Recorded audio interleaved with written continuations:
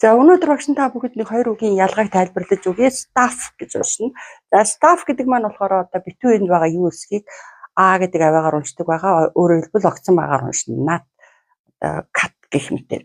За тэгэхээр staff гэдэг маань болохоор одоо эд хэрэгсэл, эд зүйл, хэрэгтэй зүйлс гэсэн үг. Жишээ нь одоо horse riding staff гэх юм бол морь унахад хэрэгтэй зүйлс гэж ойлгох нь шүү дээ. Гэтэл staff гэдэг энэ битүү энд байгаа э үсгээс майлдаг А гэдэг аваа гардаг.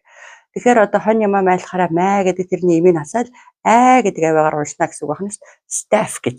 За тэгэхээр нэг л аваа одоо зөрөхөд тухайн одоо өгүүлбэрийн утга бол тэр чигээрээ өөрчлөгддөг гэдгийг түрүү төвч хачаал дээр хэлжсэн.